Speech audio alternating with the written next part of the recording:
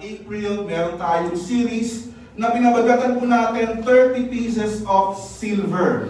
Ito po ay ugma sa occasion po natin ngayon na month of April na tinatawag po natin Semana Santa o kaya yung Holy Week. Tama-tama din ngayon dahil people are celebrating the resurrection of our Lord Jesus Christ. Lalo na yung mga Kristiyano na katulad po natin, yun po yung ating isi-celebrate. Tayo po mga Kristiyano, ang sineselebrate po natin sa buong kalendaryo, dalawang okasyon lang po lamang. Yung kapanganakan ni Kristo Jesus, which is Christmas, we celebrate the birth of our Lord Jesus Christ. At yung pangalawa, yung yung resurrection ni Kristo Jesus. Hindi lang po siya rito ay ipinanganak bilang isang tao, nabuhay bilang isang tao, pero Diyos din, nagministeryo sa mga tao at ibinigay niya kanyang sarili para mamatay sa ating kasalanan. Hindi po siya natiling patay, kundi nabuhay mula siya sa mga patay and He rose again from the dead. Yung po yung ating kinanta po kanina na because He lives, we can face tomorrow. 30 pieces of silver na kung saan ay ginawa ni Judas, na makikita po natin na he betrayed the Son of God. At nakita po natin kung ano yan, na pinag-aralan po natin yung Sunday by Sunday. Kung nandito po kayo ng first Sunday, pinag-aralan po natin yung first event, yung second Sunday, pinag-aralan din po natin kung paano niya dininay, kung paano niya binetray si Jesus Christ. At napakahirap bilang isang tao kung ikaw ay na-betrayed ng isang kaibigan. Hindi ba? Kaya have you ever been betrayed by someone you trusted? Perhaps yung inyong kaibigan or best friend, napakasakit nun. Or perhaps your boyfriend, binetrayed ka nung ikaw ay dalaga pa noon. O kaya yung husband mo ngayon, binetrayed ka, napakasakit po nun. 30 pieces of silver is our series at we will navigate that Sunday by Sunday at meron nilang po ata tayong isang Sunday to go bago matapos po natin po yan. Ang ibig sabihin po ng betrayal ay sa Tagalog, pagtataksil. Napakabigat naman po niyan, Pastor. Ranas mo na ba? Nakaka-relate ka ba? Kaya ranas po natin yan sa ating kaibigan. Ranas po natin yan sa ating career. Kung minsan ikaw ay na-betrayed ng iyong mentor, sinulot ka, o kaya ikaw ay napalitan sa isang posisyon po na yan. Okay? Nangyayari din po yan sa church. Di po ba? Because of personal ambition, church is split. Because of personal ambition, na-divide ang church because of this kind na problema. Kaya ganun pa man, bago tayo na-betray, o ikaw ay na-betray, listen, Jesus experienced that kind of pain.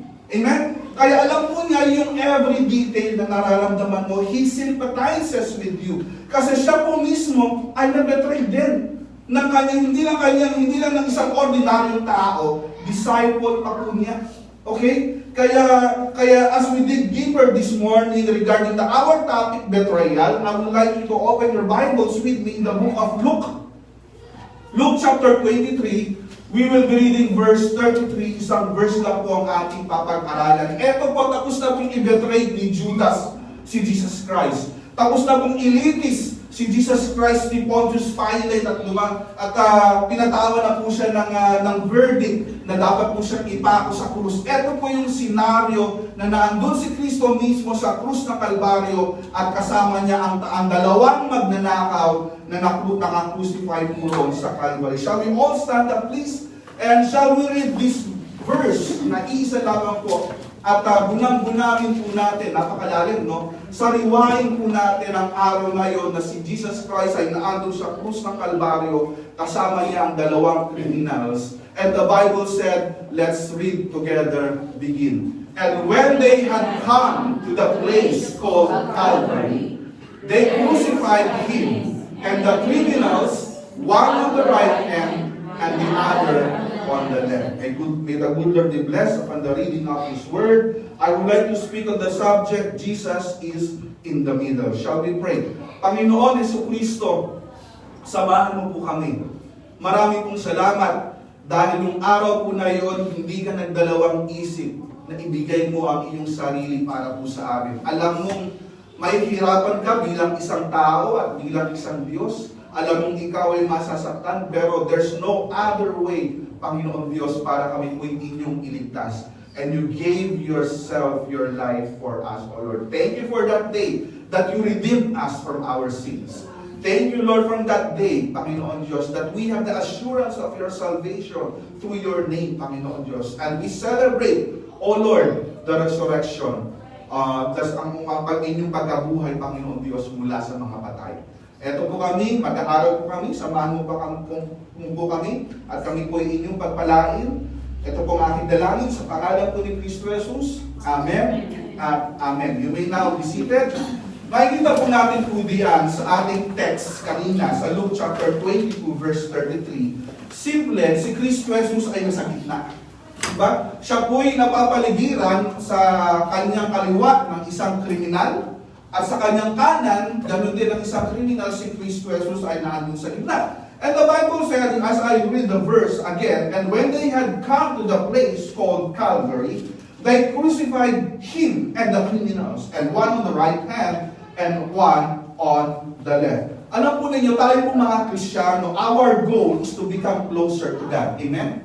Kung ikaw ay Kristiyano, meron ka ng Kristo Jesus sa iyong puso, you receive Christ as your personal Lord and Savior, hindi pa po tapos ang iyong obligasyon. Your goal, our goal, my goal, and your goal is to become closer to God.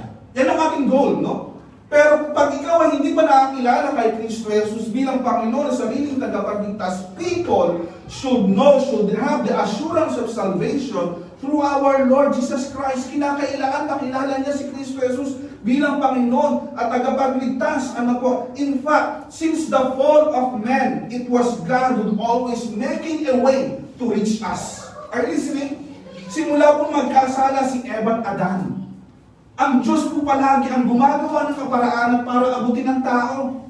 Hindi po gumagawa ang tao para abutin ng Diyos. Nakita niyo yun? Di po ba? Lagi ang Diyos hinahabol ang tao. Pero ang tao laging lumalayo sa Diyos. Kaya ever since the fall of man, it was God always making a way to reach us. Pero tayo bilang isang tao ang palagi tumatakbo palayo sa Diyos. There's no question about the love of God for us. Walang question. Ang tanong, mahal mo ba ang Diyos? Walang question patungkol po diyan sa pag-ibig ng Diyos para po sa atin. In fact, our Lord Jesus Christ came from heaven at nandito nga siya po pumarito sa lupa, ano po, para po tayo ay dalawin, para po tayo iligtas, ano po. Sa magitan ng Diyos, nag-anyong alitin po siya, the Bible said in the book of Philippians, ano po, para maging katulad po niya tayo, ano po, from heaven to Calvary, God gave His precious gift for us. Ang tanong, close ka ba kay Kristo? O hindi ka ba close para sa Diyos? Yun ang tanong na dapat mong sagutin sa iyong sarili. Kung ikaw ay Kristiyano, are you close with Jesus Christ? Hello? At kung hindi ka ba Kristiyano, tinanggap mo na ba si Kristo Jesus bilang Panginoon at sariling tagapagligtas? Pwede kasing maging relihiyoso ka. Pwede yun. But it doesn't mean that you are saved. Take note. Pwede kang maging relihiyoso, how many times ka mag-pray, o kaya mag-ayuno, mag-fasting ka. No use po lahat po yan kung wala kang Christ sa iyong puso. Are you getting me? You could memorize the Bible from cover to cover, but it doesn't guarantee that you're going to heaven. Take note. Don't be like Judas. He was one of the 12 disciples, was in the inner circle of Christ's ministry, yet lost, never been saved. After all, ano nangyari po sa kanya? He went to hell. Kaya ang pagiging relihiyoso, baliwala. Huwag kang maging katulad ni Judas. Listen, si Judas, meron po siyang the best pastor. Right? But he ended his life to hell. Right? Diba? He had the best leader, the best teacher, the wisest, and the best friend, and yet, Judas failed. Listen, kahit saan ka pang church na magpunta, napatalong-talon, kung meron kang ugaling Judas, walang mangyayari sa'yo. Tama? Simple lang yun. Period. Tapos ang boxing. Kahit na sino pa maging pastor mo na napakagaling, na napakabait, kung meron kang ugaling behavior na Judas, walang mangyayari sa Christianity mo. Okay? The problem isn't leadership. The problem is not the church itself. The problem is your attitude, the attitude of the person, the behavior of the person, the character of that person. Nothing changed. Don't be like Judas. He was in the inner circle of the ministry of Christ, one of the disciples of Jesus Christ, and yet he went to hell. Kaya, where is Judas today? Meron bang Judas ngayon? Huwag mong titignan yung katabi mo. No? Kung titignan mo, dahan-dahan lang, baka makahalata. Huwag ka mag-alala. Kasi ganun din naman ang tingin niya sa iyo. Okay? Di ba? Pero, listen, where is Judas today? Judas went to hell. Wala po siya sa heaven. He went to hell. You know why? Because he betrayed the Son of God.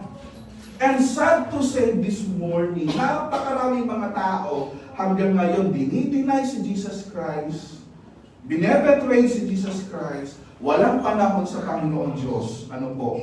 Wag natin sayangin ang panahon na meron tayong oportunidad na i-embrace ang gospel, tanggapin si Kristo Jesus, magsisi ng kasalanan, walang ibang magliligtas sa atin kundi si Kristo Jesus lamang. Kaya from the betrayal, now let's move on to the cross with the two transgressors, two criminals, and Jesus is in the middle. Number one, ang una natin makikita ngayon na resurrection morning of our Lord Jesus Christ, God and man, Jesus is in the middle. Ang Diyos at ang isang taong makasalanan, si Kristo sa gitna. Okay? When Jesus was crucified on the cross, the Bible tells us that there were two others that were crucified with him. The Bible said. And the book of Mark also tells us that when he took that place, na-fulfill ang prophecy mula sa Old Testament was fulfilled in the book of Isaiah 53 verse 12. Sinabi sa New Testament that Jesus Christ was with the transgressors, with the criminals. Also, in the book of Old Testament book, na-fulfilled ang prophecy. Kaya ang Bible hindi nagko-contradict with each other.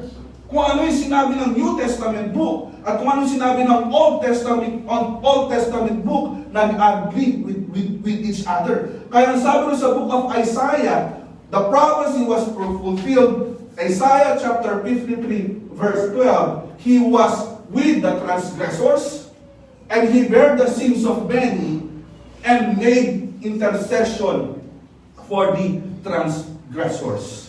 Listen, isn't it remarkable or strange that you always notice the entire ministry of our Lord Jesus Christ, Jesus always associated with the sinners? Hindi ba kayo nagtataka? Simula nung nabuhay, simula si Kristo Jesus nag-ministry. No? Nakakapagtaka, banal na Diyos, walang pagkakasala. He is always associated with the sinners. At ito yung palaging kritik ng mga Pharisees. Ito yung palaging kritik ng mga priests para sa Kanya. Ang kritik nila, bakit si Kristo nakikipagkasalamuha sa mga tao makakasalanan? Jesus loves the sinners. You remember the woman at the well? Right? Ang sabi ni Jesus Christ, bigyan mo ko ng maiinom. At ang sabi ni Jesus Christ, if you read your Bible, sabi sa babae, alam mo, yung kinakasama mo ngayon, hindi mo asawa. Ang sabi ni Jesus Christ, nagtaka yung babae. Sabi niya, kung iinumin mo yung tubig na buhay, living water, you will not thirst again. Kaya Jesus always associated with the sinners. Naalala po ninyo na si Jesus Christ ay kumakain kasama niya yung mga makakasalanan. Yan po yung critic ng mga Pharisees at mga scribes until his final days.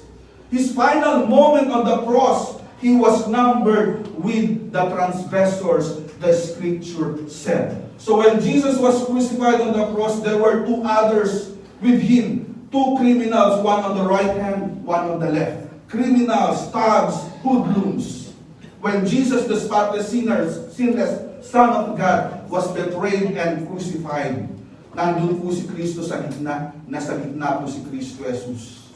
Na dapat itong dalawang criminals na ito ay karapat-dapat na mamatay dahil nakapag-violate sila ng law, ng batas ng Roman law. They are guilty of their sins and they deserve to die. But glory to God on that day, He stood in the middle of these two people, of these two persons. Amen? At tayo ngayon ay meron pong assurance of salvation. na siya po'y namamagitan para po sa atin. Amen? Kaya, ganun din po sa atin ngayon. Meron din po siguro mga tao ngayon na in the room today na meron dalawang categories. Isang Kristiyano at isang hindi mananampalataya. Kung hindi mo ba nakikilala si Kristo Jesus bilang Panginoon sa sarili at tagapagligtas, tanggapin mo siya ngayon dahil ito ang iyong oportunidad. Hanggang ngayon si Kristo ay namamagitan para po sa atin. Kaya yung dalawang criminals po ron, isipin po nila si Kristo na magitan sa gitna. Kaya tama ang sabi ng Bible sa book of 1 Timothy chapter 2 verse 5. There is only one mediator between man and God, the Lord Jesus Christ. Jesus is always in the middle. The Bible said, for there is one God and one mediator between God and man, the man, Jesus Christ.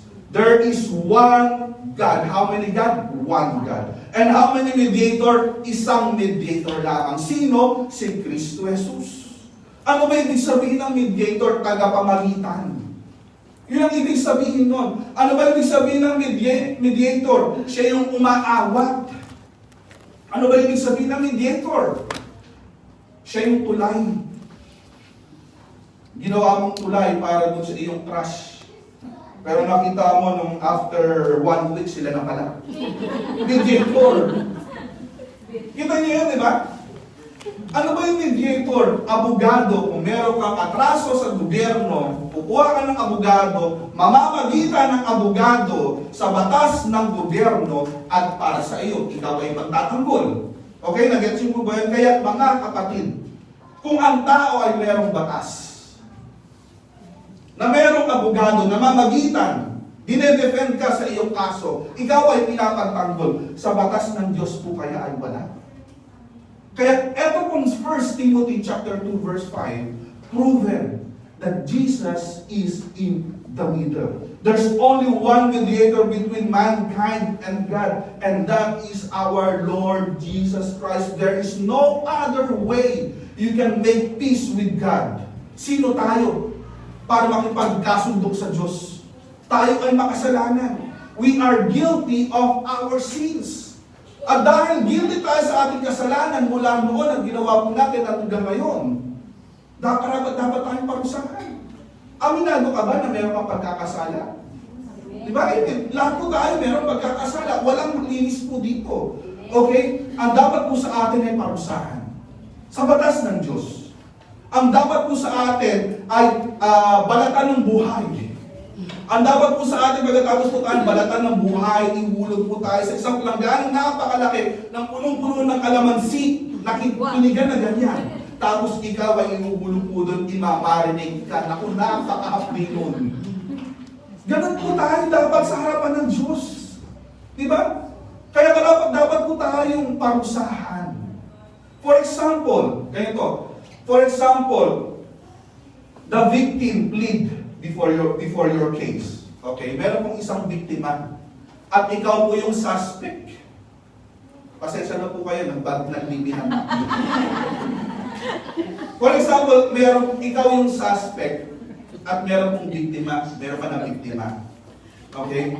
Nahuli ka ng batas dahil sa krimen na ginawa mo. At eto ang batas na ginawa mo ayon sa batas ng gobyerno, nang rape ka ng 6-month-old baby. Wow. Pagkatapos, pinatay mo ang buong pamilya na andun sa loob ng bahay. Pagkatapos po ikaw po'y nakapag-drugs dahil wala ka naman lakas ng loob para gawin yun, no? At ikaw po'y nakapag-drugs, pagkatapos mong patayin yun, sumakay ka ng iyong sasakyan bilang isang escape car, at paglabas mo na gano'n, sinagasaan mo pa yung matandang nagpo-cross ng road po na gano'n, nahuli ka. Okay, nahuli ka. And these crimes that you did meron pong valid at meron proof at meron pong ebidensya, meron CCTV, meron nakakita sa iyo, ibig sabihin, you are guilty. You are guilty. Sa palagay mo ba kung ikaw ay biktima or survivor ng pamilya po na yun? Okay? Sa pagitan mo ba sabihin, kakarapat dapat ka kayang patawarin? Hello, hindi. Diba? Ikaw ay karapat dapat na parusahan. Hindi ka dapat palayain sa ginawa mong kasalanan na yan. Ano po, you deserve to punish, You deserve to suffer in prison for the rest of your life, or kung mayroong lethal injection or big T. O kaya big T. You deserve to die. Hindi ba? God, ganun din po tayo sa harapan ng Diyos. God has a dispute with us. Not because of us, but because of sin. And the Bible said, sin is sin. God hates sins. He hates rebellion. God hates sin. Alam po ninyo kung bakit? Because sin separates us from a holy God. Sin separates us from a holy God. Kaya ang tanong po dyan, lahat ng tao makasalanan. At ang kasalanan, namana po natin yan kay Eva at kay Adan. Automatic na nagkakasala ang tao. Ang kasalanan hindi na pinag-iisipan. Nakadefault sa atin sa buhay po natin na gumawa na hindi pinag-iisipan. Tama o hindi? Diba? Sino sa inyo na nag-isip muna bago magsinungaling? Sino sa inyo, bagamat galit na galit ka sa iyong asawa, nag-isip ka muna bago mong murahin? Na malutong. Hindi pinag-iisipan ng kasalanan. Kusang lumalabas sa bibig. Dahil ang puso po natin ay makasalanan. Kahit nga alam mo na bawal hindi ba bilang isang tao, gagawin mo pa rin yung bawal. Bibigay ka pa rin dun sa bawal po na yun. Kasi bakit automatic na sa ating bibig lumalabas po ang kasalanan? Kasi ang puso po natin naka-default. Ibig sabihin automatic na gumawa ng mga sinful things. Kaya ang tanong, taas ang kamay ng mga makakasalanan. Yung mga iba hindi nagtaas po. Ayaw umamin. Diba? All human beings are sinners. By virtue, we inherited these sinful things from Adam and Eve. At yun po ay basis at basihan po natin. Hindi lamang in logical example na pinag-discussan po natin. Also, the Bible proves that we are sinners. Romans chapter 3 verse 10. Ano sabi sa Bible? There is no righteous, no not one. Walang matuwid, wala kahit isa. At dahil ikaw ay makasalanan at ako ay makasalanan, lahat ng tao ay makasalanan, we deserve to punish, we deserve to suffer. Where? Sa hell. Let's go and look that glimpse of hell, kung anong itsura ng impyerno. Let's go to the book of Romans, or book of Revelation, chapter 20, verse 11 hanggang verse 15. Ito po yung sisilip lang tayo sa impyerno, kung anong itsura. At sinabi ng Bible, kung ano itsura ng impyerno. Sabi siguro ng isang pastor, nakita mo na, gusto mo mauna ka na eh. Pero sabi ng Bible, ito ang itsura. Kung ito ang itsura ng impyerno, ito ang pupuntahan ng taong makasalanan kung hindi tumanggap kay Kristo Jesus. Let's go to Revelation chapter 20, verse 11 hanggang verse 15. Ito ang sabi ng Bible. Verse 11. Ay, hindi wala ba dyan? Well, anyway, take note ninyo, no? Verse 11, Revelation chapter 20, verse 11. And I saw a great white throne judged, and I saw the great white throne, and in him sat on it, from whose face the earth and the heaven fled away, and there was found no place for them. Wala po kasi dyan sa ating screen. Makinig na lang po kayo. And verse 12, and I saw the dead, small and great. Sabi, nakita ko, sabi ni John, nagsulat po nito, and I saw the small and great. Ibig sabihin pala sa impyerno pala, marami mga matanda. Small kasi. And I saw the dead, small and great, stand before God, and the books were opened, and another books were opened, which is the book of life, and the dead were judged according to their works written in the book. Nahusgahan at nilitis sa magitan ng kanilang buhay, kung sila pa'y nabubuhay bilang isang tao. And verse 13, and the sea gave up the dead which were in it, and death and hell delivered up the dead which were in them, and they were judged, every man according to their works. And death and hell, literally nabanggit sa Bible na merong impyerno. Kasi sabi sa Bible, and the death and hell were cast into the lake of fire. This is the second death. And verse 15, whosoever was not found written in the book of life was cast into the lake of fire. Kasi po dun sa langit merong book of life.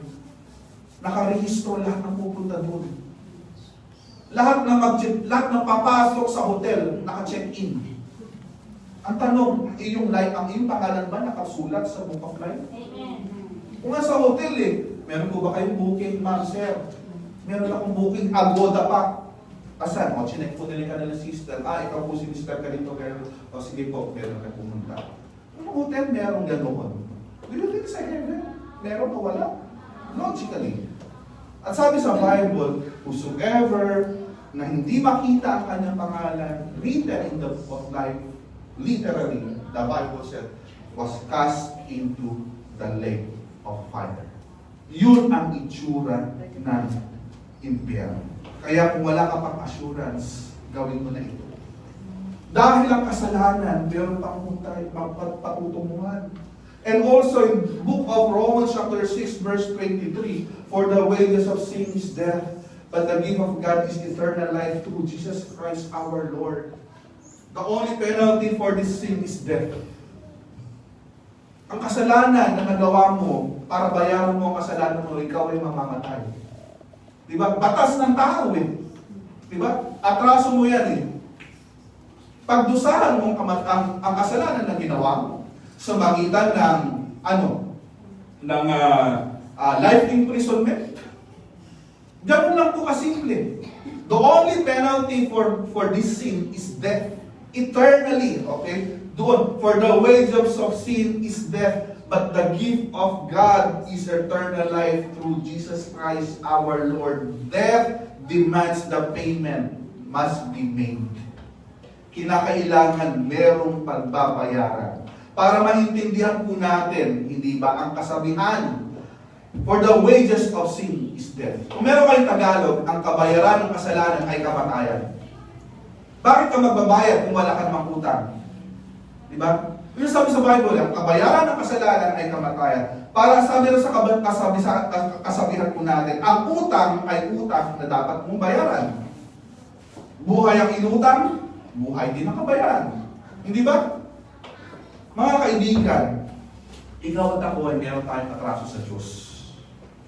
Hindi ko pwedeng bayaran ang iyong pagkakasala. Kasi ako rin ay meron din pagkakasala sa Diyos.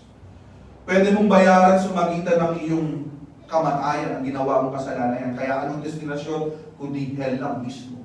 Pero ngayon, kung magpapaligtas ka o tatanggapin mo si Kristo Jesus bilang Panginoon sariling tagapagligtas, okay, ang trahedya na nakita po natin na sabi sa Bible na which is hell, okay, hindi na yan ang pupuntahan mo. And the Bible said when Christ died on the cross, Christ was literally dying for our sins na nandun siya sa krus ng Kalbaryo. He was paying the full price of our sins. Kaya for the wages of sin is death. Ang kabayaran ng kasalanan ay kamatayan. Meron kang dapat na bayaran kasi meron kang atraso. Para lubusan po natin maintindihan. Hindi ba? Kaya excuse me kung napapag-usapan ng utang. No. Kung ikaw ay Bombay, at utang ka sa Bombay, no. Papautangin mo ba o hindi? 5-6 yun. Of course, kung ikaw ay matalino na Bombay or bangko, i-check mo muna yung check mo muna yung background kung meron ka kaya na magbayad. Tama hindi? Kung wala kaya magbayad, huwag mo papahiramin kasi hindi ka mababayaran. Ganun lang kasimple yun. Doon naman sa mga iba, alam nang hindi, walang kakayanan. Kasi mapautangan ko to, lifetime na magbabayad sa akin, tutubo pa ako. Diba? Lulubog ng gusto. For example, ikaw yung tao na yun na lumulubog sa utang. Okay? Pwede ka bang, etong tanong, pwede ka ba magbayad ng utang ng may iba, samantalang ikaw ay meron ng utang dun sa isang tao na pinag-uutangan ninyo? Of course, hindi. Di ba? Sasabihin ng isa na pinagkakautangan ninyo na pareho, bago mo muna bayaran ng, sino maraming utang dito? Bago mo bayaran ng utang ni Clinic, pagbayad ka muna kasi ito ang listahan mo. Hindi ba? Ganun lang kasi yun eh. Di ba? Bago bayaran ng utang na may ina, you have to clear your balance first. Right? Kaya listen to me. Tama ang sabi ng Bible, for all our sin comes to the glory of God, all are sinners. Even kahit na ang Pope at priest ay meron din po silang pagkakasala. Kaya ang tao hindi pa pwedeng maging savior. Kasi makasalanan din eh. Hindi rin pa pwedeng maging savior ang tao kasi meron din siyang balance to pay his debt. At hindi rin pa pwedeng maging tagapagligtas ang anghel ng langit. Alam niyo kung bakit? Kasi wala po siyang flesh and blood. Espiritu lang po siya. Kaya ang tanging candidate for a true Savior, no other than, listen, our Lord Jesus Christ. On that cross, Jesus was in the middle. The left, the sinners. And also in the right, sinners dead. Nandun si Kristo sa gitna. Namamagitan sa atin. Nag-i-intercede sa atin. He is the mediator between God and man. Pangalawang bagay na makikita natin, life and death. Si Kristo pa rin ay nandun sa gitna. Sa buhay at ang kamatayan, si Kristo ay nasa gitna. None of us knows when tayo ay hihinga ng ating huling last breath. Hindi natin alam yan. Hindi mo alam yan kung kailan ka mamamatay. The truth of the matter is, lahat po tayo binigyan ng 24 hours a day to live. Isn't that great that God is fair? Sa isang taong matalino, 24 oras. Sa isang taong mambang, 24 oras. Sa isang araw. Sa isang mayaman, sa isang mahirap, pareho rin ang rate. Right? That's the reality of life. Meron ang isang kwento na nagpakonsulta sa doktor. Sabi ng doktor, tinawagan niya, sabi niya, Mr. So-and-so, ito po ang findings ng inyong resulta, ng inyong laboratory test. Pwede ka bang pumunta sa aking opisina? Yung pasyente pumunta doon sa opisina. Ang sabi ng doktor, sabi niya sa kanyang pasyente, anong gusto mong marinig? Good news or bad news? Ang sabi ng kanyang pasyente, sabi niya, Dok, gusto ko munang marinig ang good news. So, huminga ng malalim ang doktor. Sabi niya, gusto mong marinig ang good news? Ito ang good news. You have 24 hours to live. Sabi niya, Diyos ko, 24 hours to live. Kung yan ang good news, ano ang bad news? Ang sabi ng doktor, nakalimutan kong sabihin sa iyo yan dapat kahapon. Mamamatay na pala siya.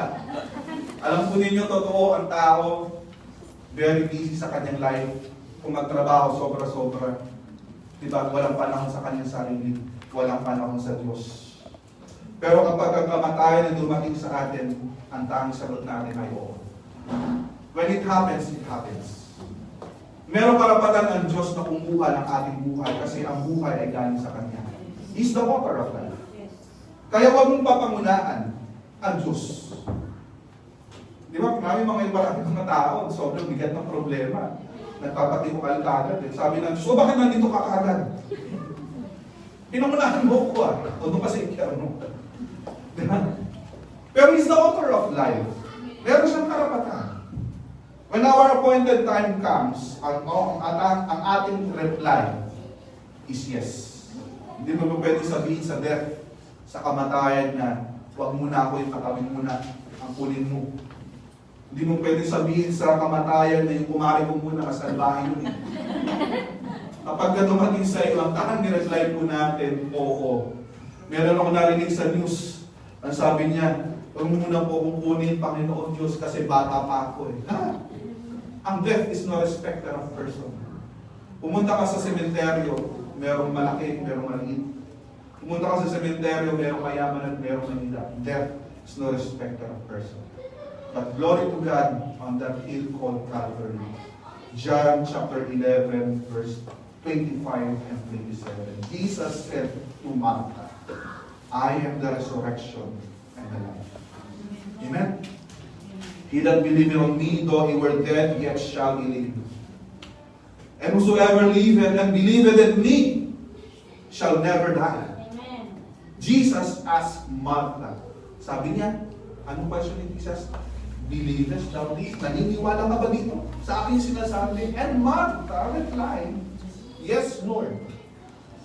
I believe that you are the Christ, the Son of God, who is to come into this world. Kaya ito po'y sinabi ni Kristo nung namatay po ang kanyang kapatid na si Lazarus. Diba? Namumroblema po sila, patay na ang aming kapatid. At etong sinabi ni Kristo Jesus, sino man na nananampalataya, though he were dead, yet shall he live. The greatest enemy of humanity is death. Death is the enemy of mankind. Ayaw natin mamatay. Sino gustong mamatay? Di ba? Death is the enemy of mankind. Kaya nga po, ang tao, tsaka ang science at medical, gumagawa ng paraan para ang tao mabuhay ng matagal. Pero kahit na anong gawin ng science at medicine, man are destined to die. Right? Tingnan po ninyo mga dermatologists. Diba? Gusto magpabata, o sige, forever yan. Patangos ng ilong. Dagdag ng retoke sa dibdib o kaya kahit saan para ma-accept ng society. Gusto maging forever na young. Pero hindi natin mapipigilan ang pagtanda. Diba? Aminado tayo dyan. Kung titignan niyo yung mga picture na nakaraan, ganda pa ang picture ko ng dati. Kasi yung mga 45 years old, 45 years na nakaraan yun. Pero ang totoo, ganun.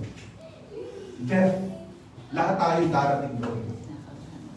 And the Bible said, life is short.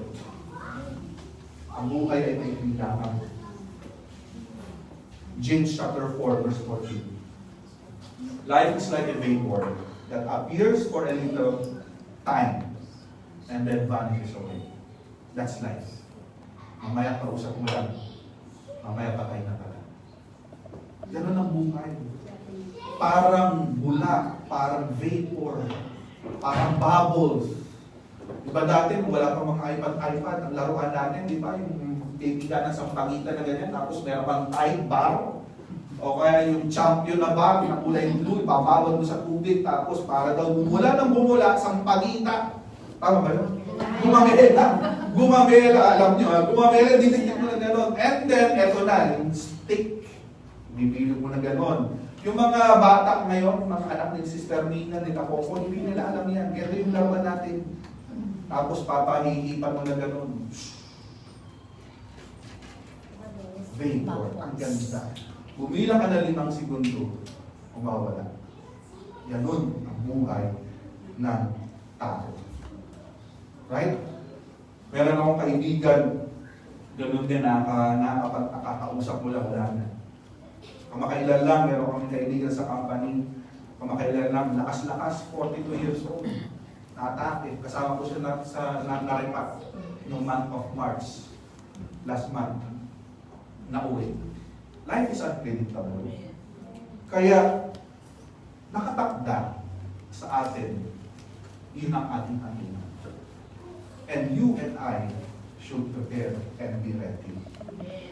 Hebrews 9 verse 27. And it's appointed unto man who wants to die, but after this the judgment. Nakatakda. Pag sinabi nakatakda, naka-schedule. Ikaw at ako'y mamamatay. Walang nakakalam kung kailan. Pero sigurado na sabi ron, appointed. Diba? At pagkatapos mo mamatay, ano mangyayari? May mapakasunod. Sabi sa Bible, judgment. Ikaw ngayon ay nilitisin. Doon sa Revelation na binasa ko natin kanina, Book of Life, kung nakarehistro lang, kung hindi nakarehistro. Tinanggap si Christ as personal Lord and Savior, doon ka sa ibaba. Kaya death is certain. Kaya ang tanong na dapat mong sagutin, Do you have a relationship with Jesus Christ this morning, today? If you die, are you sure going to heaven? Sagutin nyo ito.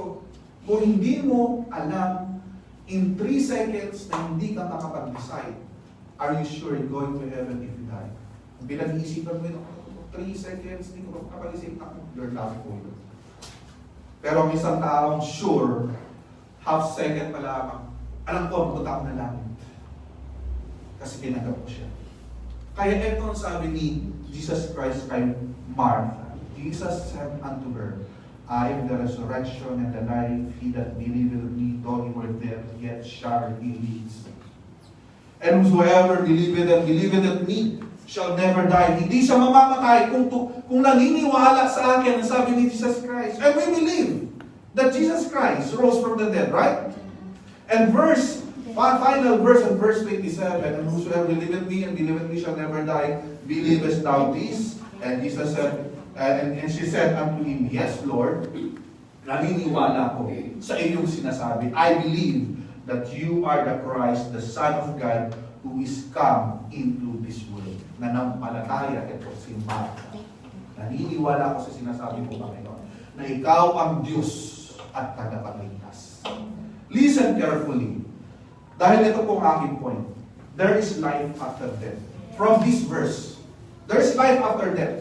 Ang sabi ron, sino man ang sumasampalataya sa akin at naniniwala sa akin, sabi ni Kristo, na ako ay bilang isang Diyos at tagapagligtas, meron siyang buhay. Although siya'y mamamatay. Pangalawa, sinasabi ni Kristo, si Kristo ang pagkabuhay na muli sa patay. Kaya sabi ron, ang buhay mo at ang buhay ko are fused with Christ. Are you listening? Ang buhay ko at ang buhay ni Kristo, naka-fuse kay Christ. Ibig sabihin ng fuse na connect. Iisa.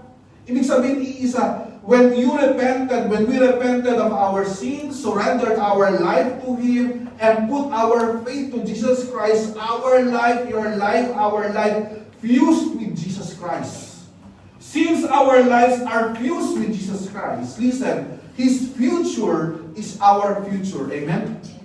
His glory will be our glory. Amen? His resurrection will be our resurrection. Glory to God. Yun ang sabi dito kay Jesus Christ, kay Martha. I believe that you are the Son of Christ, Son of God, who come into this world. I am the resurrection and the life. Kaya I'll give you a good advice. You cannot conquer death without Christ. You cannot. Choose Him. Jesus stands in the middle between life and death. You have to choose. Sabi nung isa di ko alam kung saan ako pupunta. Meron ako kay Sinolwin, tinanong na ganito, are you sure that you're going to heaven? Ang sagot niya ganito, haya ko na lang ang Diyos mamili sa akin. Kung ako ilalagay niya sa langit, okay. Ako ilalagay sa impyerno, okay. Narinig niya yung ganyan? Hindi si God ang mamimili. Ikaw. Ikaw ang mamimili. Hindi si God. Pangatlo, heaven and hell. Jesus is in the middle. Kanina, between the sinners, Jesus in the middle sa cross. Diba? God, a holy God, and a sinful man. Jesus in the middle. Pangalawa, ano yung pangalawa? Life and death. Jesus in the middle. Heaven and hell, again, He's in the middle. What's the promise of God? John chapter 14, verse 6. Very familiar. I am the way, the truth, and the life. No man cometh unto the Father but by me. I am the way. Siya lang ang daan. Hindi dating daan. Siya lang ang daan. Si Kristo lang ang daan. There is, in eternity, meron lamang dalawang destinasyon. And you know this. Hindi ba? 2 destinations. What's the 2 destination? Heaven and hell. At alin ang, which one you prefer? Of course, sasabihin mo, heaven. Di ba? Walang mamimili ng impyerno. Lahat gusto nila heaven. Di ba? Pero ito ang tanong, kung gusto mong pumunta ng heaven, if your heaven is your destination, listen to me, my friend. What's your proof that you are going to heaven? Hindi niya makasagot. Di ba? Ano ang iyong prueba? Kung ebidensya, ikaw ay pupunta ng langit.